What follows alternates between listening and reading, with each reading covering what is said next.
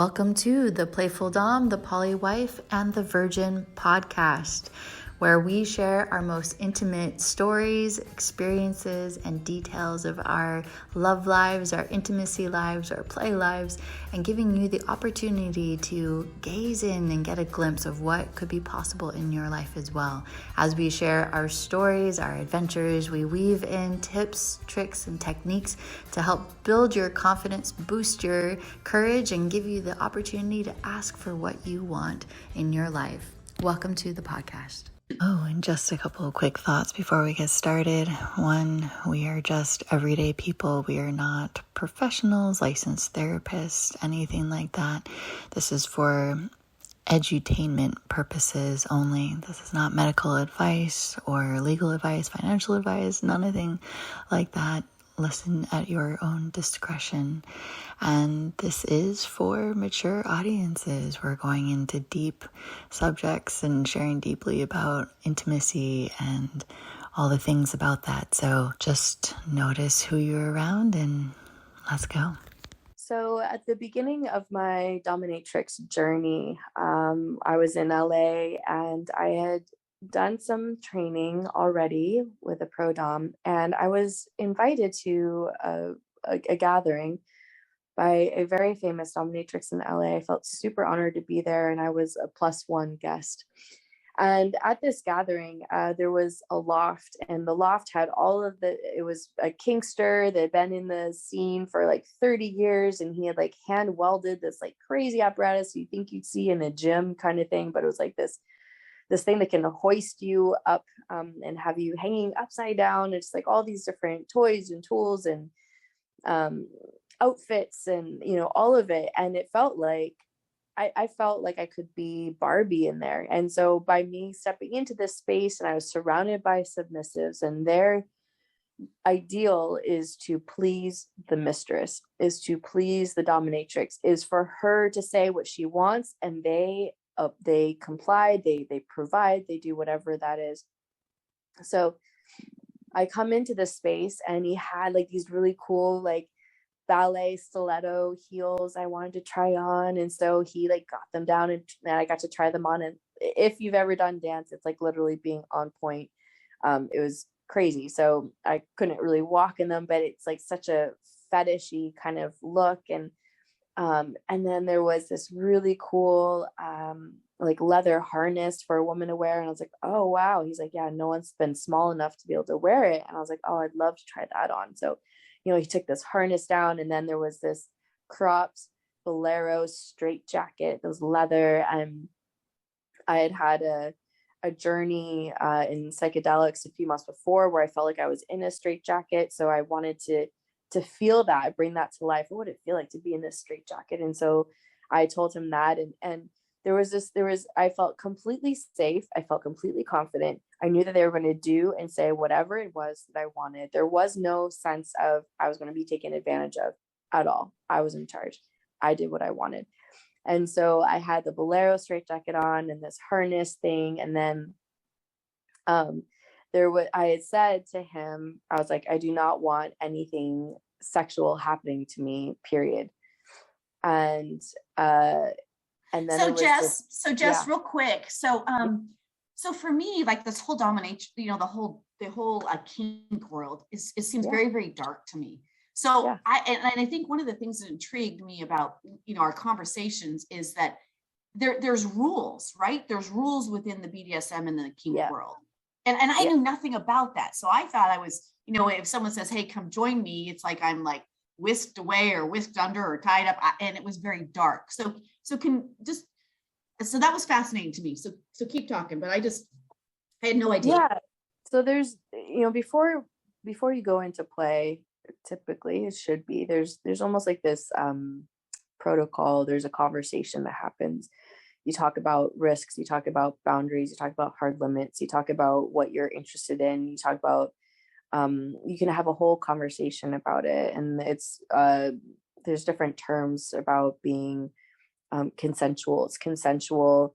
We're all in agreement of to what level or degree we're going to play or not. And so it's about building the playground, which is a term that I'll use a lot. You'll hear me say this a lot, about building the playground, about having the conversation with whoever the other party or parties are, of what they want to experience, what they're interested in, how far they'd like to go, maybe some things they're curious about but they're not sure, what their absolute hard limit or fuck no is, their hard boundaries, and coming into a state of consent among the parties that this is how we're going to play together.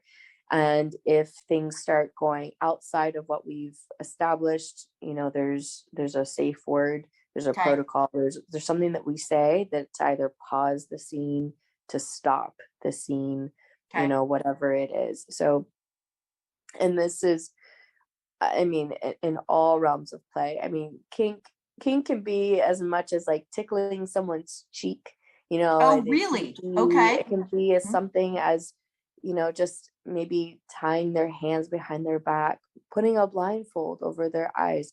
It can be very simple things that are arousing, that elicit more sensation in the body. It's very sensation based, and it's also psychologically based too. So, you know, for the women that have read the, you know, 50 Shades of Grey books and, you know, things like that, like, and most people that I know who are in the kink world have great, they have deep judgment how that storyline was portrayed, how the treatment was done. They don't consider that to be safe, sane, and consensual. So being in a space of, you know, of having these, establishing the boundaries and what you're curious about, and then being able to go from there. So just to, like, in some of my body work that I do now, this fusion thing. So there's a little bit of kink in there. So for yesterday, I did a session with a client, and I tied his wrists and his feet and connected them to the massage table, and I was massaging him, but then I was using my nails to just kind of like drag along his skin, and then I used some floggers for him to feel the leather on his skin, and, like, you know, all of that. And that was very arousing for him. And, you know, and then using my hands to do a little bit of impact play, like spanking or things like that. So, and while then also incorporating sensual touch and, you know, all of those things in places. So there's so much play that's available, and it's not, it can be quite severe. It can get quite risky to some people. It can get there, but the majority of it doesn't have to go to that place, and it's never what we think. And that was like a big realization for me, is that, like, I was really scared to go into this, what I considered a very dark place. And yet when I got in there, I discovered so much joy and play and lightness in that space with other people. I've also experienced where I was on the receiving end of some abuse from a dom who was training me overseas, you know. So I've experienced that. So I know. So back to your story. I just think that was really important, because that was an eye-opening to me, because I had no idea. I thought you just like went into this world and suddenly you were just, it was like a wave and you were just thrust into this darkness. So, but that's not at all the case. So finish your story, because it's a great story. Yeah. And I also want to say there's a lot of, you know, you get to take radical self-responsibility in this space of what you do want to experience, what you don't, what you allow, what you don't, you know, like there's definitely like consensual piece. And Lisa, I don't know if you have anything you want to add before I go back to the story. Well, one of the things that I will say is that I chose to start dating using an app specifically for BDSM and fetishes, because I had been made aware that there were these rules in BDSM and that communication was paramount. And I wanted to be clear about what I was doing, what I was about to engage in. And so I knew that if I started dating somebody who was used to BDSM language, that they would be willing to have an open conversation and be open to hearing what it is that I wanted, what my hard no's were. And I wouldn't have to do this dance of will he or won't he. We could talk frankly. And I think that that was the thing that really helped me move into a dating situation very easily. I didn't go with OkCupid or Match or any of these dating, Tinder even, because I didn't want to have the guessing game of, are we going to have not going to have sex? I'm in it for sex, right? I'm not dating you to, marry you or live with you, or I'm interested in having sex. So I want to try all kinds of different kinds of sex. And if you're open to that, let's talk about what we would want to do. And so it was an incredibly welcoming, friendly, incredibly warm spirit of conversation and communication that I experienced. And BDSM specifically, even though I wasn't interested in pain at all, I found plenty of men who are happy to date me, not inflict pain in a BDSM way, but be able to talk and communicate openly and frankly, which was incredibly helpful. And since then, I have learned so much about so many fun things that I just, usually all of my BDSM play ends up with me laughing hysterically. Like I'm laughing, not crying out in pain. So that would be the thing I would add. That's super important. There's something about being, as we explore into, I don't want to say fringe, but maybe like, again, unknown territories in the sacred sexuality realm. If it is BDSM and kink, if it's sexual shamanism, if it's tantra, these different places, one of the key things is open communication. It is tantamount in that space. And I totally agree with Lisa, maybe you too, Ella. How many times have we been on a date with somebody and it's like, where's this going to go? Or there's been so much mystery and the mixed signals. It hasn't been very clear.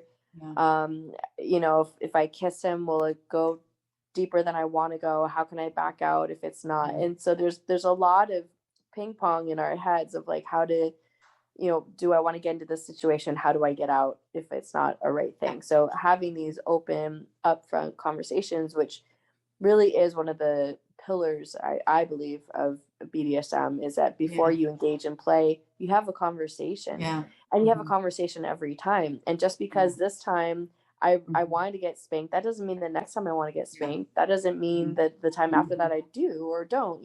Every time it's a check-in of where you're at, what you're feeling, what do we want to experience today. And this is something that I learned a lot through Midori.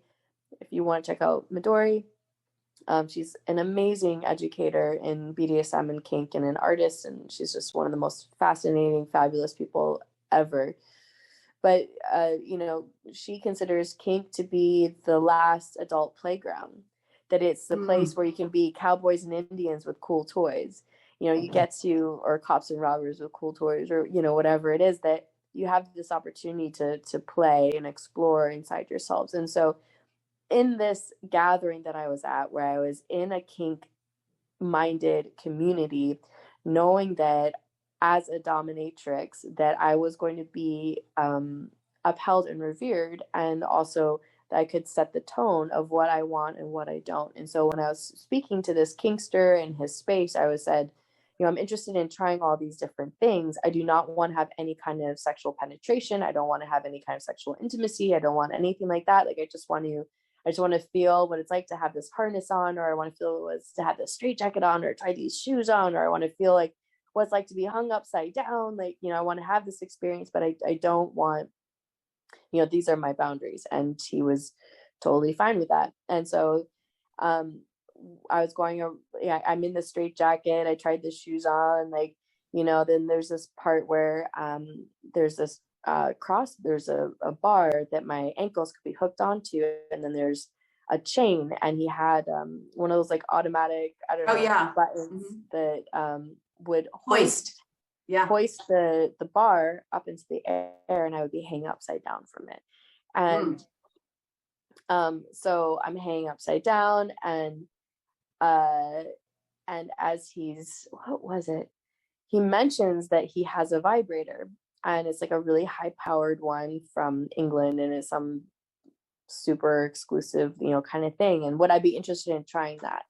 And I was like, wow, would I be interested in trying that? You know, and he's like, I know what you mentioned about no sexual penetration, no sexual intimacy, no kissing, nothing. Would you like to experience something like this? And I was like, you know, maybe I will. And so what they did is they had this ottoman, and they lowered me onto this ottoman. There was one man who was holding up one of my legs as support. There was another man standing behind me, cradling my head. And then there was this kinkster who had the vibrator, and he had one hand on my heart chakra, on my chest, and he was holding the vibrator over my clit. And I'm like, there's people all around, and they're watching this scene. And I was like, I'm about to have my first orgasm in public. Like, and I've got 3 men around me, and I was like, I just got to let go. And I did. I let go. I surrendered to the moment. I had this orgasm, and they gently afterwards, they like took the apparatus off, and one of the men, you know, they carried me to the couch. They wrapped me in a blanket. The man that had been cradling my head was like patting me. He was, you know, being very kind in his touch. And I was just sitting there, and I was like, in what world could a woman be fully clothed, laid down, be surrounded by 3 men who were also fully clothed, and it was not about their pleasure at all? They did not get a hard on. They weren't jerking off. They were taking care of me. What mattered was me and my pleasure, and feeling good and held and supported. And my mind was so blown, because I was like, where else would there be 3 men surrounding a woman and having something like that, where it was all about her and not about them at all? And so here's the other kicker is that the kinkster was talking to one of my friends, a submissive, afterwards, and was like, oh man, did you see her, you know, submitting to the guys? And he's like, you don't get it, do you? You did everything she told you to do. There's nothing that you did to her that she didn't want or say otherwise. She was in control and in charge the entire time. She was a dominatrix through the whole thing. She just chose what she wanted to receive, and you delivered what she wanted. She was in charge at the time. And so that's another thing about that's so mind-blowing, is that these men were catering to what I desired and what I wanted. And it was not about them. Like, they get to be a part of the experience, but it was about my fulfillment and pleasure. Unbelievable. I think it's also really important to really highlight the fact that the men performing these acts were the submissives. They were service submissives. So they were servicing the woman who was the dominatrix. So this was mind-blowing to me when Jess explained it to me, because me too. What was it? What's the term for that? It wasn't a masochistic dom. It was something like that. Yeah, it was like a dominant masochist. Yeah, dominant masochist. But what it is it simply means that the dom is the dominant receiver and a submissive giver. And that was really mind-blowing for me, because I thought that the dom was always the person who was supposed to be doing the act, flogging, whipping, teasing, whatever it was, but that isn't necessarily the case. And in my journey, I have come across service subs. Some have been sexual, some have been household service subs. I've had service sub wash my floors, because it brought him incredible pleasure to have me be domineering and bossy to him, and requiring him to wash my floors. That was so it was a service for me. It was completely non-sexual. There was nothing sexual about it. But I got my floors cleaned, and he was so satisfied. And as a matter of fact, he ended up doing my taxes as a service sub. which was so fantastic. good. They love to be in service, right? And getting into this space and arena where it's safe to do that, because I know that there's women who maybe they feel like they're nagging or they're super controlling, or they're this or that, or whatever the judgments are, Overbearing, right? overbearing, critical, and but like in the BDSM space, like that is the permissive piece, is to be that. And I want to share, I did a retreat with Midori called Forte Femme, and she said to me, she's like, there's a little sadist in you. And I was like, no, there's not.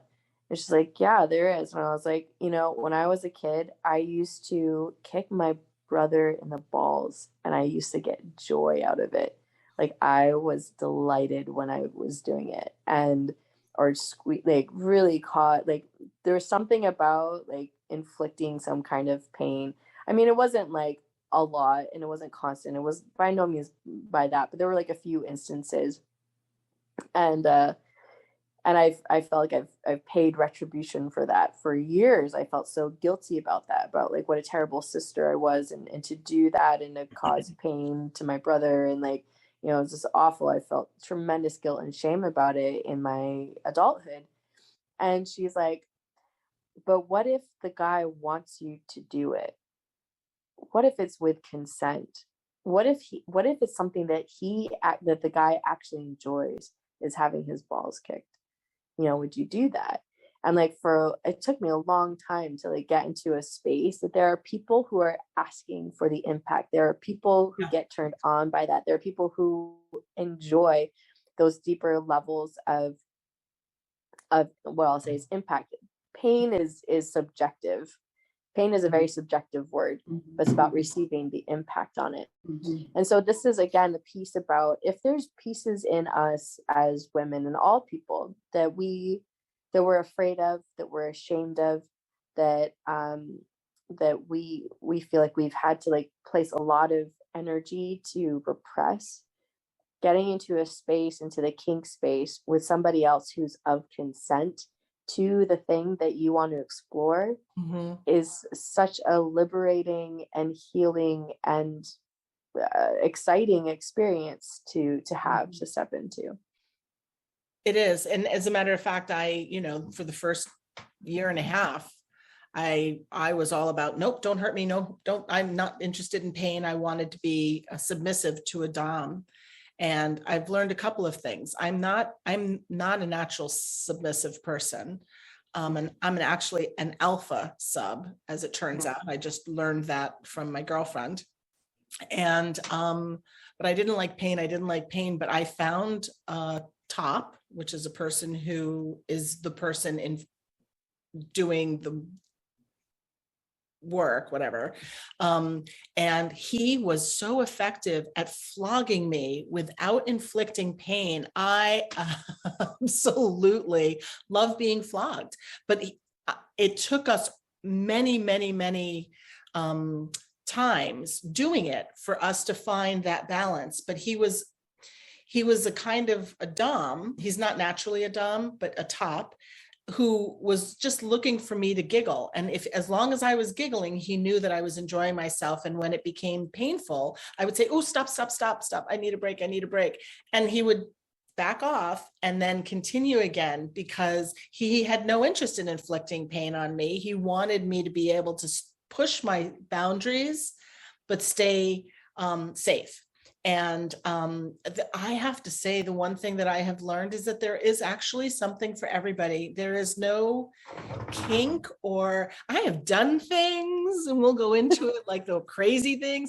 I have done things you could never have told me I would ever have consented to. And I have had so much fun doing it. And even things that I said when I started, oh, that's a hard limit, that will never happen. I have enjoyed it so much that it has even surprised me. So yeah, I've really enjoyed this journey. It's been fantastic. And I have to say that a lot of the credit goes to Jess for sort of paving a way for me to give myself permission to explore things, not without consequence, but without judgment, right? Without judgment. I can try it. If I don't like it, I don't have to do it a second time. Or I might do it a second time and then decide I really don't like it. And to give myself permission to explore and play is fantastic. And the thing about your story, Jess, that I really want to emphasize is that if he had brought out that vibrator when you started, you probably would have been a no, because you were explicit in, you were allowing yourself to be put in a quite vulnerable situation, surrounded by men in a straitjacket without being able to defend yourself if it went awry. I mean, you were in public, so it's not as though people wouldn't have heard you say, don't do that. But you, in that vulnerability, you were able to open up and push your boundaries even further. And you were considered because they were asking permission to offer pleasure to you, that they were totally willing to accept your no if you had said no. And I think that is finding a man who can hear no and be okay with it is also really freeing and gives us permission to push our vulnerability and say, you know what, I think I would like to try that, because I've never met more respectful men than I have in this lifestyle. And it's been incredibly rewarding to know them. Yeah, I've some of the best men I've ever met in my life. One of them in particular, who's been just the most pure submissive I've ever met. He's an alpha in life, and such a caring person. So good. So one of the best men ever. I'm very grateful for that. Yeah, Ella, what are your thoughts and reflections? Well, again, I think it's the same thing for me. I love the honesty and transparency. I think it's great to hear from Lisa again, and we'll go into this more about her poly life, about how there's no lying and cheating. They're more real and authentic than most couples. So I think that's the beauty of this, and just being open and having conversation and without judgment. And Lisa will talk about this again with her different boyfriends, you know, the different relationship communication styles and dynamics, and not necessarily issues, but just, you know, the conversations, the hard, difficult conversations you have to have. And I just think that's just, I can't say it enough. It's just so refreshing. There's just no sneaking around, and it's standing in our power and saying, hey, I'd like to try this, right? You know, let's, you know, kindly and gently, whatever that looks like, right? But without being, like I said, swept into this tidal wave into darkness. So, and you guys have helped that. And one of the things that I think has been the best part for me is my husband has no interest in hitting me. Okay, great. He doesn't have to. I have a lover who's totally happy to hit me. And quite frankly, our relationship was only impact play. There was no sex for the longest time because we were exploring the impact play. And then I wanted to sort of experiment with the sensual massage. So I will call him a friend for whom I only do the sensual massage because I'm learning. He's experienced it professionally, and he's helping me learn techniques and get my timing right. And he gives me great feedback. So here's a guy that I have no intention of having sex with, but with whom I have an intimate relationship. And all of these men fulfill different sides of me, and no one person has to be everything for me. Yeah. We'll talk about, I got somebody else who can, and that's just lovely. It's really, but the big picture point is that they're all fantastic men, and they exist. I never knew that such incredible, considerate, lovely, sensuous men existed. Yeah. I'm so grateful. Beautiful thing. Play with them. Beautiful.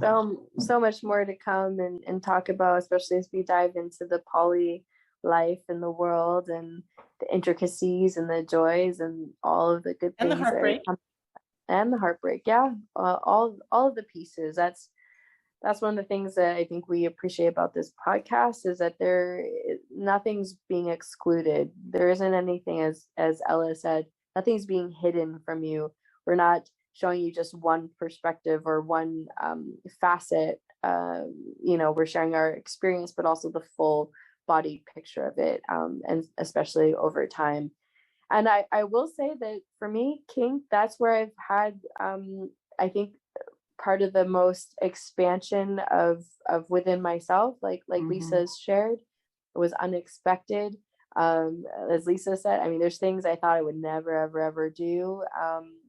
And it's not because that's just been by being more open within myself. It hasn't been in violation of myself. It was by opening myself up more and being curious and leaning in and not having, the huge judgments, weighing over my head, but being open to saying yes. And when we're in those environments, when we're surrounded by people who are open-minded, who have explored, who understand boundaries and learning about respect. And of course, there's some bad eggs and everywhere that you go. You learn to scope them out and you trust in your own discernment. But by and large, it's such a beautiful community in the poly world and in the kink world and all these other places that I believe actually help us show up as better human beings in the everyday life.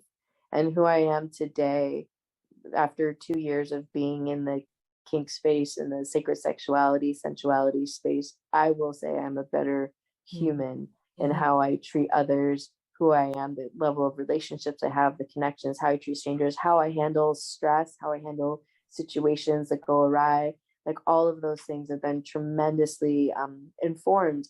I know I'm a changed person because of it, and I'm so, so grateful. Yeah, me too. This was great. And me too. And thank you for letting me be a fly on the wall and ask questions. And I believe all of our listeners will enjoy it as well. Super good. So thanks for your transparency, you guys. Yeah, thanks for joining us for this latest podcast episode, and we can't wait to see you on our next one. Take care for now. Want more? Head over to theplayfulpodcast.com for all the juicy things we have to offer. From there, you can join our community where you can get access to after hours, attend upcoming workshops and events, and even book a session. Bye for now.